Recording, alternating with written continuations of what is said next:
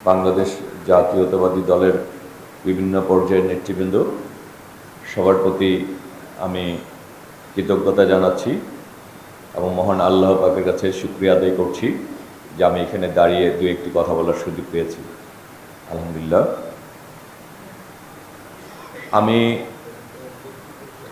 এই এলাকার সন্তান, এই এলাকায় বড় হয়েছি। আমার স্কুল, কলেজ,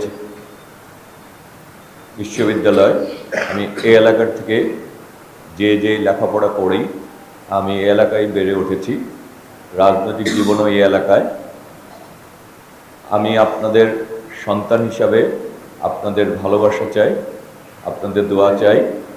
আমাদের নেত্রী দেশনেত্রী বেগম খালেদা জিয়া অসুস্থ, তার জন্য আপনারা দোয়া করবেন। আমাদের জনতা যারা মির্জা আব্বাস এবং তার সহধর্মী মিসেস আফরোজা আব্বাসের দোয়া করবেন।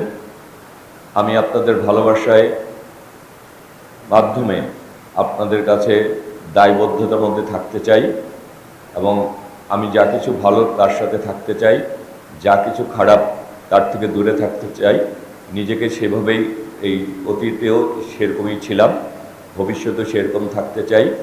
আর এলাকার ব্যাপারে আমরা যেগুলি খারাপ কাজ সেগুলি যাতে আমরা সবাই মিলে একসঙ্গে সেগুলি প্রতিহত করতে পারি এবং ভালো কাজগুলি এগিয়ে নিয়ে যেতে পারি, আপনাদের কাছে সেটি আমার আবদার।